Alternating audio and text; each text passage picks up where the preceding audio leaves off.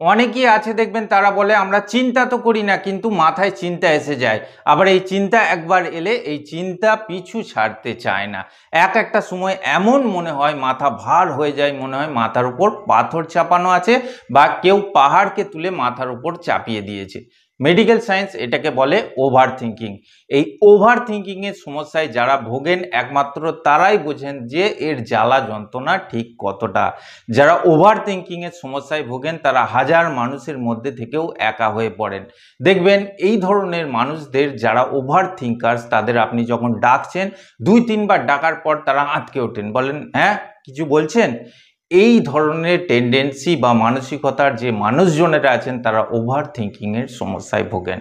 আর যখনই মাথার মধ্যে অতিরিক্ত চিন্তা ভাবনা চলে তখন আমাদের মাথা স্বাভাবিক থাকে না। স্বাভাবিক সুস্থ মানুষের ব্রেন ঠিক যেভাবে ক্লিয়ারলি ফ্রেশভাবে কাজ করে সেইভাবে কাজ করে না। আপনার দৈনন্দিন জীবন ভীষণভাবে এফেক্ট হয়। আপনি যে কাজকর্ম করেন সেই কাজকর্মে নিখুঁতভাবে বিন্দুতে আপনার ফোকাস বা অ্যাটেনশন একাগ্রতা কোনো কিছুই লাগাতে পারেন না। এমনও মানুষ আছেন যারা সাইকিয়াট্রিস্ট বা মনোরোগ বিশেষজ্ঞর কাছে গিয়ে বলেন ডাক্তারবাবু আমার মাথার ভারটা কমিয়ে দিন, আমাকে ঘুম পাড়িয়ে দিন। আর সেই সব মনোরোগ বিশেষজ্ঞরা তাই করেন। কিছু বেনজোডায়াজেপাইন, কিছু এসএসআরআই গ্রুপের ড্রাগস আছে যেগুলো তাদের কিছু দিনের জন্য দিয়ে দেন। তারা খুব বেশি পরিমাণে ঘুমান এবং ঘুমানোর পরে মনে হয় শরীরটা ফ্রেশ হয়ে গেছে, আমি এই রোগ থেকে মুক্তি পেয়ে গেছি। কিন্তু কিছুদিন পর আবার তাদের সেই সমস্যাগুলো শরীরে এসে যায়। তারা কোনো রকমভাবেই কিন্তু এই অতিরিক্ত চিন্তাভাবনা থেকে মুক্তি পান না। আর দীর্ঘদিন এই অতিরিক্ত চিন্তাভাবনার সঙ্গে থাকলে তাদের শরীরে নানা রকম সমস্যা তৈরি হয়। শরীরে পেশি আঁটোসাঁটো হয়ে যায়, বাড়ির বাইরে বেরোতে ভয় লাগে, মাথা সবসময় ভার হয়ে থাকে, মনে হয় মাথা ঘুরে এক্ষুনি পড়ে যাবেন। শরীরের মধ্যে সবসময় একটা উত্তেজনা, অস্বস্তি, tension, stress, anxiety, depression, insomnia অর্থাৎ অনিদ্রার সমস্যা, এইগুলো সঙ্গে সঙ্গে শরীরে এসে যায়। মনে হয় এই জীবন আর না, এই জীবন শেষ করে দেওয়াই ভালো, এইভাবে আর বেঁচে থাকা যায় না। তারা সুইসাইড অ্যাটেম্প্ট পর্যন্ত করে ফেলেন, এমনও অনেক হিস্ট্রিতে জানা গেছে।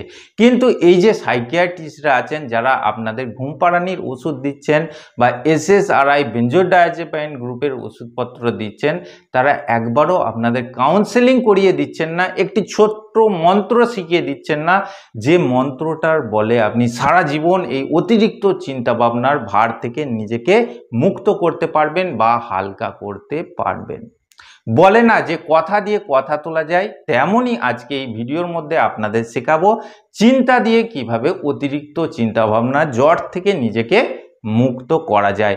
আজকে এই ভিডিওর মধ্যে আপনাদের একটি ছোট্ট টেকনিক বা মন্ত্র শেখাবো যেটার সাহায্যে আপনারা সারা জীবনের মতো এই ওভার থিঙ্কিং বা অতিরিক্ত চিন্তাভাবনার সমস্যা থেকে সঙ্গে সঙ্গে অ্যাংজাইটি, ডিপ্রেশন, স্ট্রেস, এই সমস্ত ধরনের সমস্যা, যত ধরনের ফিয়ার্স আছে বা হাত পা কাঁপার সমস্যা আছে, শ্বাসকষ্ট আছে, সব সমস্যা থেকে মুক্তি পাবেন। আপনাদের এই ভিডিওর মধ্যে কোনো মেডিসিনের কথা বলবো না, শুধুমাত্র একটা ছোট্ট কাউন্সেলিং আপনাদের বোঝানোর চেষ্টা করব, একটি টেকনিক বোঝানোর চেষ্টা করব।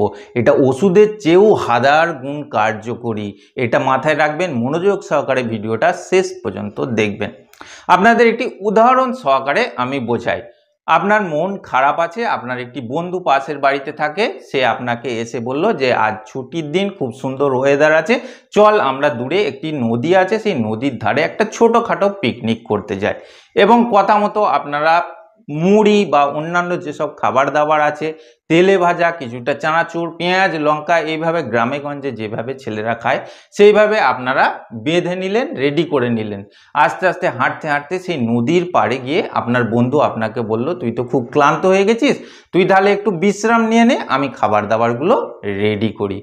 আপনার বন্ধু সেই সব খাবার দাবারগুলো রেডি করতে লাগলো, পেঁয়াজ কাটা, লঙ্কা কাটা, মুড়ি মাখানো বা তেলে ভাজা মেশানো, এইগুলো যখন রেডি করতে থাকলো আপনি চুপ করে শুয়ে পড়লেন ম্যাট বা মাদুরির উপর। দেখলেন যে নদীর পাশে একটি ছোট্ট গাছের ডালে 4টি বক বসে আছে। আপনি ভাবতে শুরু করলেন, ইমাজিন করতে শুরু করলেন যে 4টি বক বসে আছে এবং তারা আপনার দিকে তাকিয়ে আছে। আপনি চোখটা বন্ধ করে ভাবতে শুরু করলেন যে প্রথম যে বকটি ছিল সে উড়ে গেল, সেই জায়গায় 4টে শালিক পাখি এসে বসলো। তারপর দ্বিতীয় নম্বর যে বকটি আছে সেও উড়ে গেল, সেই জায়গায় 3টি শালিক পাখি এসে বসলো। 3 নম্বর যে বকটি ছিল সেও উড়ে গেল, সেই জায়গায় 2টি শালিক পাখি, এবং লাস্ট যে বকটি ছিল সেটা উড়ে গেল, 1টি শালিক পাখি এসে বসলো। এখন আপনাদের মধ্যে থেকে যারা ভিডিওটি দেখছেন তাদের 100 জনকে যদি আমি প্রশ্ন করি যে তাহলে কটি ওখানে শালিক পাখি আছে, আপনারা সকলেই বলবেন 4 + 3 + 2 + 1 মানে 10টি শালিক পাখি আছে। এবং যে শুয়ে শুয়ে ভাবছিল এও একজন ওভার থিঙ্কার, অতিরিক্ত চিন্তা ভাবনা করেন, সেও কিন্তু মনের মধ্যে চোখটা বন্ধ করে ভেবে নিয়েছে যে ওই জায়গায় 10টি শালিক পাখি আছে। কিন্তু আদতে এটা সঠিক না, এটা বাস্তব না। যখন সে চোখ খুলে দেখলো ওই জায়গায় কিন্তু 4টে বকই বসে আছে, আর আপনাদের মধ্যে থেকে 60 থেকে 65 জন মনে মনে ভেবে নিয়েছেন যে ওই জায়গায় 10টি শালিক পাখি আছে। বাস্তবটা দেখছেন না। আপনাদের আগেই বলেছি যে ও ওই জায়গায় শুয়ে শুয়ে ভাবছে বা ইমাজিন করছে। ইমাজিনেশন আর রিয়ালিটি দুটো কিন্তু এক নয়। ভাবনা চিন্তা এবং বাস্তবতা দুটোর মধ্যে পার্থক্য আছে। সব থেকে দুঃখের বিষয় কি জানেন, বর্তমান সময়ে আমরা আমাদের ভাবনা চিন্তা, আমাদের ইমাজিনেশনটাকে এতটাই বেশি গুরুত্ব দিই, এতটাই রিয়ালিটি ভেবে ফেলি, বাস্তব ভেবে ফেলি, আমরা অ্যাকচুয়াল যে রিয়ালিটি আছে সেটা থেকে অনেক দূরে সরে যাচ্ছি। আর এটাই মূল সমস্যা। এই যে ইমাজিনেশন এবং রিয়ালিটির পার্থক্যটা, এটা কিন্তু আপনার মস্তিষ্ক বা ব্রেন আপনাকে করে দেবে না, আপনার বিচার বুদ্ধি, আপনার চিন্তা ভাবনাই করে দেবে। এবং সঠিক বিচার বুদ্ধি দিয়ে এই ইমাজিনেশন এবং রিয়ালিটি এই দুটোকে যদি পার্থক্য করা শিখতে পারেন, তবেই আপনি সফল হবেন, ওভার থিঙ্কিং, অ্যাংজাইটি, ডিপ্রেশন থেকে বাঁচতে পারবেন। আপনার সব রিপোর্ট, পরীক্ষা নিরীক্ষা নর্মাল আছে, আপনি হঠাৎ করে ভাবছেন যে আমার বুকটা ধড়ধড় করছে, হার্ট অ্যাটাক হয়ে যাবে, আমার ক্যান্সার হয়েছে, বা আমার পেটের মধ্যে কোনো সমস্যা হয়েছে, আমি আর বাঁচবো না, আমার ব্রেন স্ট্রোক হয়ে যাবে, হার্ট অ্যাটাক হয়ে যাবে। আরে বাবা, আপনার সব রিপোর্ট নর্মাল আছে, তা সত্ত্বেও কেন হবে? আপনার ওটা ইমাজিনেশন, চিন্তা ভাবনা। আর যখন আপনি এই ধরনের রোগ ভোগের বিষয়ে ভাবছেন, চিন্তা ভাবনা করছেন, তখন আপনার শরীরে কিন্তু রিয়াকশানগুলো বাস্তবিকভাবে সত্যিই আসছে।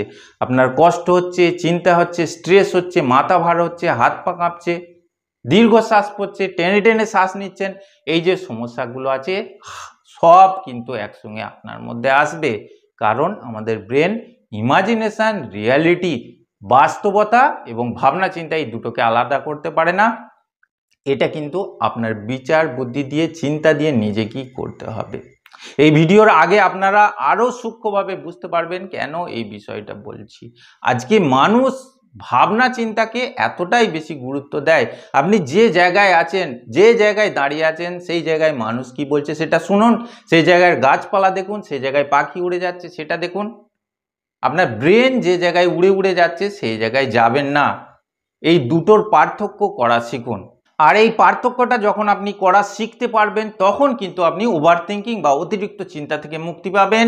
স্ট্রেস, ডিপ্রেশন, অ্যাংজাইটি, হাত পা কাঁপার সমস্যা, টেনে টেনে শ্বাস নেওয়া, উত্তেজনা, মনে হয় এক্ষুনি হার্ট অ্যাটাক হয়ে যাবে, এই সব ধরনের সমস্যা থেকে সম্পূর্ণভাবে মুক্তি পাবেন। আপনি যদি দীর্ঘদিন যাবৎ অ্যাংজাইটির সমস্যায় ভোগেন, ওভার থিঙ্কিংয়ের সমস্যায় ভোগেন, বাড়ির বাইরে বেরোতে ভয় পান, মনে হয় এক্ষুনি মাথা ঘুরে পড়ে যাব বা কিছু একটা হয়ে যাবে, এই ধরনের সমস্যা যখন হবে তখন আপনার বিচার বুদ্ধিটাকে কাজে লাগাতে হবে। আপনার মনকে বলতে হবে বিচার বুদ্ধি দিয়ে যে যেটা আমি ভাবছি এটা রিয়ালিটি নয়, এটা বাস্তব নয়, এটা ইমাজিনেশন, শুধু আমি ভাবছি মাত্র, এটা কখনোই হতে পারে না। এই ফর্মুলাটা আপনাকে শিখে নিতে হবে। আচ্ছা, আপনাদের বলে রাখি, এই যে ওভার থিঙ্কিং প্রসেস আছে এর আবার দুটো প্রকৃতি আছে বা দুটো ভাগ আছে। একটি হচ্ছে প্রবলেম সেন্ট্রিক ওভার থিঙ্কিং, আরেকটি হচ্ছে solution centric over thinking. Problem centric over thinking কি? ধরুন একটি 25 বছরের ছেলে, সে বেকার, চাকরি বাকরি পায়নি, সে সবসময় চিন্তা ভাবনার মধ্যে থাকে যে আমি চাকরি পেলাম না, আমার হাতে টাকা নেই, আমি কি করব। আর 5টা ছেলে বাইক নিয়ে ছুটছে, তাদের হাতে আইফোন আছে, তাদের ল্যাপটপ আছে, কম্পিউটার আছে, তাদের বাড়ি গাড়ি ভালো, তাদের সাংসারিক সাপোর্ট আছে, কিন্তু আমার কিছুই নেই। আমি কি করব? আমি যদি পরে সংসারও করি, আমার সন্তান কি খাবে? আমার সন্তান অপরের দিকে তাকিয়ে থাকবে, রোগ ভোগ হলে দেখাতে পারবো না, তখন কি হবে? তাদের আয়েস বিলাসিতা কিছুই করতে পারবো না। এই যে চিন্তা ভাবনাগুলো, এইগুলো হচ্ছে প্রবলেম সেন্ট্রিক ওভার থিঙ্কিং। এর জট থেকে আপনি কোনোদিন কিন্তু বেরোতে পারবেন না। এক রাস্তা থেকে অপর রাস্তা, সেখান থেকে আরেক রাস্তা, যেমন গাছে শিকড় ছাড়ে ঠিক সেইভাবে এটা বেরিয়ে যাবে। একটা সময় আপনি ক্লান্ত হয়ে যাবেন, ব্রেন আপনার পরিশ্রান্ত হয়ে যাবে, ঘুমিয়ে পড়বেন। কারণ ওভার থিঙ্কিং আমাদের শরীরের সব এনার্জিগুলোকে নষ্ট করে দেয়। আমাদের ব্রেন আমাদের শরীরের এনার্জিগুলোকে খেয়ে নেয়। আরেকটি হচ্ছে সলিউশন সেন্ট্রিক ওভার থিঙ্কিং। এই 25 বছরেরই আরেকটি ছেলে, যে পজিটিভ মাইন্ডেড, সে ভাবছে যে আমার হাতে 5,000 টাকা আছে, আমি এই 5,000 টাকা নিয়ে একটি ছোট্ট দোকান খুলব, সেই জায়গা থেকে আমি কিছুদিন পর কিছু প্রফিট পাবো, সেই টাকা নিয়ে আমার দোকানটাকে আমি বাড়াবো, সেই জায়গায় আরও কিছু মালপত্র তুলব। এইভাবে আমার বিজনেসটাকে বাড়াতে বাড়াতে আমি একদিন অনেক বড় বিজনেসম্যান হব। তখন আমার হাতে আইফোন থাকবে, আমার 4 হুইলার থাকবে, আমার রয়্যাল এনফিল্ড থাকবে, সমস্ত কিছু থাকবে। তখন আমার সন্তানের কোনো অভাব হবে না, আমার স্ত্রীর কোনো অভাব হবে না, আমার কোনো কিছুরই অভাব হবে না। পজিটিভ মাইন্ডেড এই মানুষটা, যে ভাবছে যে আমি 5,000 টাকা থেকে শুরু করে একদিন বড় বিজনেসম্যান হব, এর মধ্যে কিন্তু আশাবাদিতা আছে, বিশ্বাস আছে, পজিটিভ মাইন্ড আছে, এ কিন্তু অনেক দূর এগিয়ে যাবে। আর এর সমাধানও আছে, সলিউশন আছে, এটাতে কোনো রকম শারীরিক ক্ষয়ক্ষতির সম্ভাবনা থাকবে না, আপনাকে অন্ধকারে ঢুকিয়ে দেবে না। এই দুটো হলো পার্ট। আরেকটি আপনাদের উদাহরণ দিই, আমাদের ব্রেন কেন রিয়ালিটি এবং ইমাজিনেশনকে আলাদা করতে পারে না।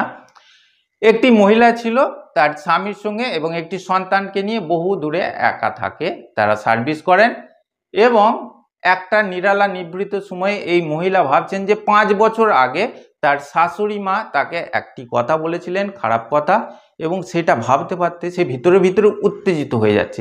যদি আমি সেই সময় এই উত্তরটা দিতে পারতাম, আমার স্বামী কেন বা আমার হাজবেন্ড কেন সেই সময় কিছু বলেনি, এত একটা খারাপ কথা বলেছিল, আমি কোনো উত্তর দিইনি কেন চুপ করেছিলাম, এই বিষয়টা ভাবতে ভাবতে সে উত্তেজিত হয়ে যাচ্ছে, রাগান্বিত হয়ে যাচ্ছে, তার শরীরের মধ্যে রিয়াকশান এসে যাচ্ছে, হাত পা কাঁপছে।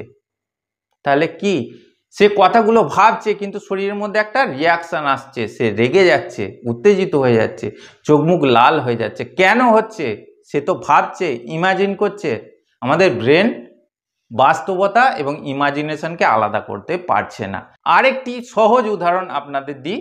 আপনি একদিন যাচ্ছেন গ্রামের মধ্যে দিয়ে, আল দিয়ে, একটি পুকুর পাড় দিয়ে আপনি যাচ্ছেন, হঠাৎ দেখলেন একটি বিষধর সাপ উঠে এসে আপনার পায়ের কাছে ফনা তুলছে, তখন আপনার প্রতিক্রিয়া কি হবে? আপনি জোরে জোরে শ্বাস নেবেন, হাত পা কাঁপবে, উত্তেজিত হয়ে যাবেন, এবং শরীরে যে রিয়াকশানগুলো হওয়ার কথা ছিল সমস্ত কিছু কিন্তু আপনার মধ্যে হবে। আপনি চেঁচিয়ে উঠবেন, শরীর খারাপ লাগবে, জোরে জোরে শ্বাস নেবেন, এই যে রিয়াকশানগুলো আছে সব কিন্তু হবে, কারণ একটা সাপ দেখে এইগুলো আমাদের হওয়ারই কথা। অপরপক্ষে যদি আপনি রাত্রে ঘুমের মধ্যে ঠিক সেম জিনিসটাকে দেখেন, যে আপনি একটা আলের ধার দিয়ে যাচ্ছেন, পুকুর পাড় দিয়ে, সেম জিনিসটা আপনার সঙ্গে হলো, একটি বিষধর সাপ এসে আপনার কাছে ফোঁড়া তুলে দাঁড়িয়েছে এবং আপনাকে কামড়াতে আসছে, এই কামড়ে দেয়, এইরকম পরিস্থিতি, তখন কিন্তু আপনার হাত পা কাঁপবে, জোরে জোরে শ্বাস নেবেন, আপনার মধ্যে উত্তেজনা আসবে, এই যে রিয়াকশনগুলো আছে সবই কিন্তু আসবে। তাহলে প্রশ্নটা হচ্ছে, যখন বাস্তবিকভাবে রিয়ালিটিতে আপনার সঙ্গে এই ঘটনাটা হলো, তখন আপনার শরীরে যে সিমটমস বা রিয়াকশনগুলো হওয়ার কথা সেইগুলো দেখা গিয়েছিল, এবং স্বপ্নের মধ্যে যখন আপনি রাত্রে বেডে ঘুমাচ্ছেন, স্বপ্নের মধ্যে এই বিষয়টা দেখছেন, তখনও কিন্তু সেম পরিস্থিতি আপনার শরীরে আসছে, আপনি ঘেমে যাচ্ছেন, উত্তেজিত হয়ে যাচ্ছেন, শরীর কাঁপছে, চেঁচিয়ে উঠতে চাইছেন বা উত্তেজিত হয়ে যাচ্ছেন, ঘুমের মধ্যেও কিন্তু সেম রিয়াকশান হচ্ছে। কেন? কারণ আমাদের ব্রেন বা মস্তিষ্ক রিয়ালিটি এবং ইমাজিনেশন এই দুটো জিনিসকে বিশেষভাবে আলাদা করতে পারে না। এবার আপনারা নিশ্চয়ই বুঝলেন যে আগে নদীর ধারের যে গল্পটি আপনাদের বোঝালাম সেইটার সঙ্গে এটার কি মিল আছে। আমাদের ব্রেন কিন্তু রিয়ালিটি আর ইমাজিনেশনকে আলাদা করবে না। অর্থাৎ আপনি যেটা ভাবছেন যে ওখানে 10টি পাখি আছে, ওটা আপনি ভাবছেন, আপনার ইমাজিনেশন। আর বাস্তবিক কথা হলো ওখানে 4টি বক বসে আছে। তেমনই কিন্তু এই সাপের ঘটনাটা যেটা বললাম সেটাও সেম ব্যাপার। আপনাকে নিজেকে বিচার বুদ্ধি দিয়ে এই চিন্তা ভাবনার জগৎটাকে সরাতে হবে, হটাতে হবে যে আমি যেটা ভাবছি সেটা বাস্তবিক নয়, এটা শুধু একটা ধারণা বা চিন্তা ভাবনা মাত্র, এটা আমার ব্রেনের ওভার থিঙ্কিং বা ইমাজিনেশন মাত্র। রিয়ালিটিতে কোনো রকম সমস্যা নেই, বাস্তবিকভাবে এগুলো কিন্তু কিছুই হচ্ছে না। এই বিষয়টা আপনাকে বিচার বুদ্ধি দিয়ে পার্থক্য তৈরি করাটা শিখতে হবে, তাহলে কিন্তু আপনি ওভার থিঙ্কিং বা অতিরিক্ত চিন্তাভাবনার সমস্যা থেকে মুক্তি পেয়ে যাবেন। আপনি যত ভয়ানক কিছু ভাববেন, আপনার হার্ট অ্যাটাক হয়ে যাবে বা আপনার স্ট্রোক হয়ে যাবে, আপনার ক্যান্সার হয়েছে মনে হয় বা পেটের কোনো বড় রোগ হয়েছে মনে হয়, হাত পা কাঁপার সমস্যা, শ্বাস টেনে টেনে নেওয়ার সমস্যা, মুখ দিয়ে শ্বাস নেওয়ার সমস্যা, মাথা ভার হয়ে যাওয়া, অপ্রকৃতস্থ হয়ে যাওয়া, অ্যাংজাইটি, ডিপ্রেশন, স্ট্রেসের মধ্যে যারা থাকেন একমাত্র তারাই বোঝেন যে এই ওভার থিঙ্কিং বা অ্যাংজাইটি ডিপ্রেশনে থাকলে শরীরে কি কষ্টটা হয়। একটা সাধারণ মানুষের পক্ষে কোনো রকমভাবেই এটা বোঝা সম্ভব নয়। সুতরাং বন্ধুরা, আপনারা রিয়ালিটি এবং ইমাজিনেশন দুটোর পার্থক্য নিজের বিচার বুদ্ধি দিয়ে করুন, এবং যখন আপনার শরীরে কষ্ট হবে, আপনি কোনো জায়গায় বেরিয়েছেন, ওভার থিঙ্কিং হচ্ছে, শরীরের মধ্যে রিয়াকশান হচ্ছে বা কষ্ট হচ্ছে, তখন মনকে একটা বিষয় আপনি বোঝান, বর্তমানে যেটা হচ্ছে এটা কিন্তু বাস্তব নয়, এটা শুধু আমি ভাবছি মাত্র, বাস্তবের সঙ্গে এর কোনো মিল নাই। এই পার্থক্যটা যখন আপনি করা শিখে যাবেন, তখন থেকেই আপনার অতিরিক্ত চিন্তাভাবনা চলে যাবে, অ্যাংজাইটি চলে যাবে, ডিপ্রেশন চলে যাবে, শারীরিক যে কষ্টগুলো আছে সব চলে যাবে। তো বন্ধুরা, আশা করছি আজকের ভিডিওটি আপনাদের ভালো লেগেছে। যদি ভালো লাগে অবশ্যই একটি লাইক করবেন, আর এই ধরনের বিষয়ভিত্তিক ভিডিওর জন্য আমার চ্যানেলটিকে সাবস্ক্রাইব করে পাশের বেল বাটনটি টিপে অল অপশানটি ক্লিক করে দেবেন। দেখা হচ্ছে পরের ভিডিওতে, ভালো থাকবেন, ধন্যবাদ।